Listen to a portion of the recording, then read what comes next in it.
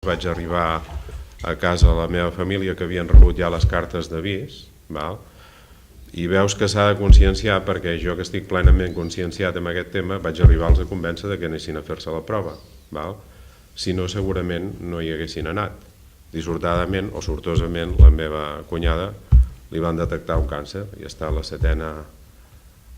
setena sessió de quimioteràpia. Vull dir que ha sigut un procés molt ràpid i penso que és un tema que jo ho he viscut en viu i en directe. O sigui que si no, has de fer sempre un mes a més per acabar de convèncer aquella persona de que vagi a fer-se això, perquè si no, entre les pors que vas agafant quan ets gran i de més, que si que si no sé què, que si no sé quantos, doncs costa més d'exercitar un pas tan simple com anar a fer aquesta prova, simplement dir això.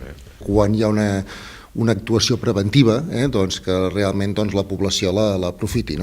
Això s'ha de mirar sempre comparativament. La participació, que supera el 50% en el cas de la Garrotxa, és més alta que altres llocs de Catalunya i altres llocs del món on s'ha implantat aquest programa. Per tant, per què és més alta? És més alta per molts motius. Un dels motius és el nostre propi sistema sanitari tal com és.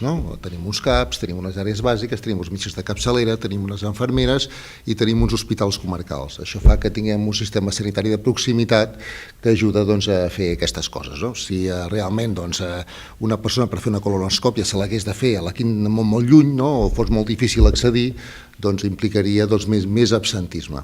Per tant, és un percentatge alt. De totes maneres, esclar, mai ens hem de conformar, sempre hem d'anar més. Per tant, si hi hagués una participació del 100% de la gent convidada, doncs perfecte. Sabem que això no és possible, estem ja sobre el 57% aproximadament, doncs hem d'aspirar a anar avançant, perquè és una actuació preventiva, segurament és l'actuació preventiva més efectiva que tenim avui dia, el cribatge de càncer de colon, un càncer molt freqüent, és el càncer molt freqüent al nostre entorn, que afecta tant a dones com a homes per igual. Saben vostès que el càncer de mama lògicament afecta més a dones i el càncer de pulmó fins ara afectava més a homes per l'hàbit tabàquic, però el càncer de colon nos afecta amb dos sexes i sumat és dels càncers més freqüents que tenim a les nostres comarques. I la Garrotxa, evidentment, no és una excepció.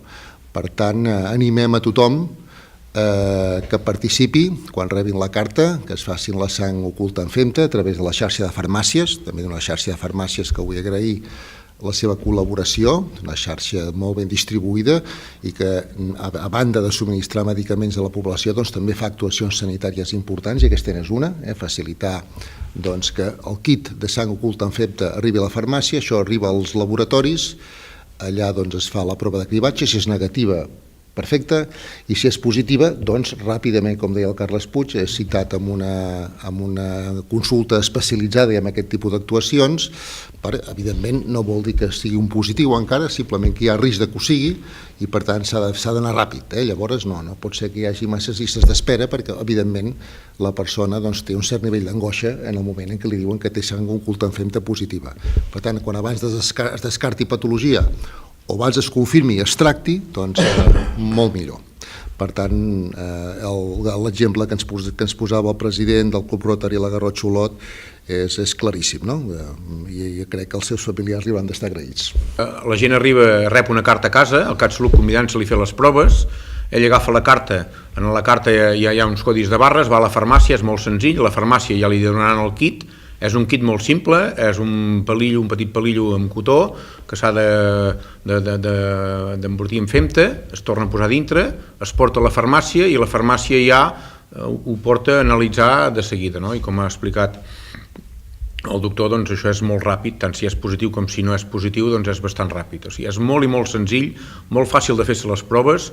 El que és molt important és que la gent trenqui la por aquella de dir, hòstia, és que si vaig i me troben alguna cosa, què? No, és que realment és el que interessa. Si realment tens alguna cosa, si ho arribes a tenir, que t'ho tròpiguen com més aviat sigui possible millor. Les persones són positives i després és quan se mira per citar-li ja a la consulta d'enfermeria per la prova, per fer tota una cosa que d'explicar-ho, escolti, per el que dèiem, tranquil, vull dir, això és ha passat això, però s'ha fet tot el procés, si ja pot ser un pòlip, pot ser hemorroides, pot ser fístules, pot ser una altra cosa, però també perquè, bueno, és el que dèiem, i després ja tal dia la televisita, tal dia tindrà la colono, i és tot un procés de que un cop t'ho diuen ja saps el que passarà, no?